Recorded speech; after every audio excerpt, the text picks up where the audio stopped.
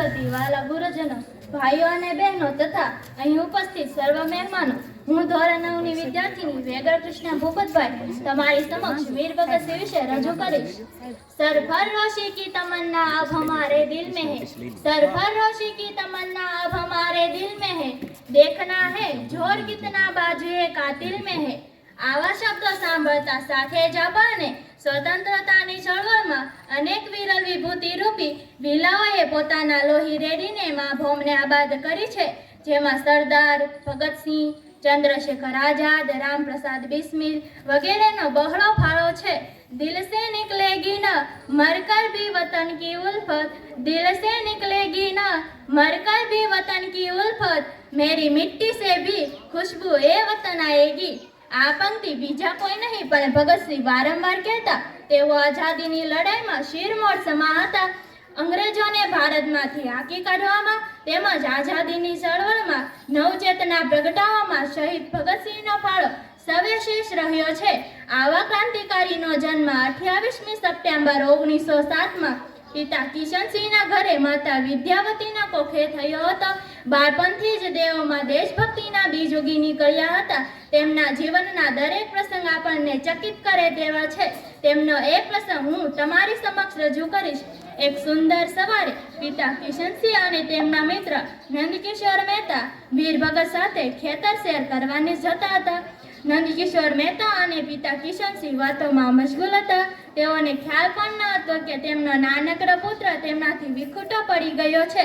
જમીનમાં લાકડાની સળીઓ ખોજતા બાળકને જોઈને મિત્ર નંદકિશોર મહેતાએ કહ્યું, અરે સરદારજી, જુઓ તો ખરા, આપનો આ પુત્ર અત્યારથી ખેડૂત બનવાની તૈયારી કરી રહ્યો છે।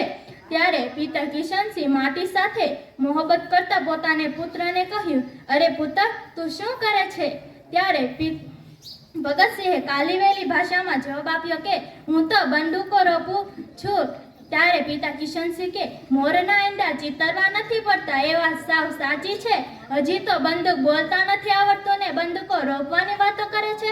મારો આ પુત્ર અમારા વંશનો વીર રખેવાળ બનશે, નાનો તોય રાયનો દાણો। આ જોઈને પિતા ગદગદ થઈ ગયા। ભગતસિંહ યુવાન થયા ત્યારે તેમની ઉંમરના યુવાનો વાતો કરતા કે મોટા થઈને આપણે નોકરી કરીશું, ઘર વસાવીશું, લગ્ન કરીશું। ત્યારે ભગતસિંહ આકાશ તરફ નજર કરીને સહેજ રીતે બોલી ઉઠ્યા કે હું લગ્ન નહીં કરું, હું તો અંગ્રેજોને હાંકી કાઢવાના કામ કરીશ। જેમ જેમ ભગતસિંહ મોટા થયા તેમ તેમ તેમની અંદર દેશદાજની આગ ભભૂકી ઉઠી। તેમણે સ્વતંત્રતાની ચળવળમાં પોતાની મહત્વની ભૂમિકા અદા કરી હતી। નવજીવન, વંદે માતરમ જેવા પ્રકાશિતોમાં તેઓ લેખો લખતા। કોલેજિયન યુવાનોને જાગૃતિ આવે એવા ભાષણો કર્યા। સાયમન કમિશનના વિરોધ દરમિયાન તેઓ લાલા લજપતરાયની આગેવાની હેઠળ તેમની સાથે જોડાયા। સાયમન કમિશનના વિરોધ દરમિયાન લાઠીચાર્જના કારણે તેમનું અવસાન થયું। તેનો બદલો લેવા માટે તેઓએ લાઠીચાર્જ કરનાર અંગ્રેજ અધિકારી સાન્ડર્સને ગોળીઓથી વીંધી નાખ્યા। આઝાદીની લડતમાં અંગ્રેજો સામે ભગતસિંહને છેલ્લો પ્રહાર। ધારાસભામાં બોમ્બ વિસ્ફોટ કરી અંગ્રેજો અંકસરો સુધી પોતાની વાત પહોંચે એ માટે તેમણે ધારાસભાની બેઠકમાં બોમ્બ વિસ્ફોટ કર્યો। તેમને પકડી લેવામાં આવ્યા, સાથે રાજગુરુ અને સુખદેવ પણ પકડાયા। ત્યાં તેમણે સામ્રાજ્યવાદ, મુર્દાબાદ, ઇન્કલાબ જિંદાબાદ જેવા સૂત્રોચ્ચાર કર્યા। તેમને કસ્ટડીમાં લેવામાં આવ્યા। ઘણા દિવસો સુધી ત્યાં રાખવામાં આવ્યા બાદ ફાંસી આપવામાં આવી। તેઓ ગયા આપણને એક વાત કહેતા ગયા, दिन खून के हमारे यारों ना भूले जाना, दिन खून के हमारे यारों ना भूले जाना, सुनी पड़ी कब्र पे एक गुल खिलाते जाना, सुनी पड़ी कब्र पे एक गुल खिलाते जाना। अस्तु, जय हिंद, जय भारत। તથા અહીં ઉપસ્થિત સૌ મહેમાનો, આજે હું ધોરણ 9માં ભણતી વિદ્યાર્થીની ગૌસ્વામી તનિષા હિતેશગીરી તમારી સમક્ષ મારા સ્વપ્નનું ભારત વિશે રજૂ કરીશ। તો તમને સૌને વિનંતી કે શાંતિથી સાંભળશો। સાત સમુદ્ર તરવા ચાલી જ્યારે કોઈ ના વકેલી, સાત સમુદ્ર તરવા ચાલી જ્યારે કોઈ ના વકેલી, જંજા બોલી ખમ્મા ખમ્મા, હિંમત બોલી અલ્લાહ બેલી।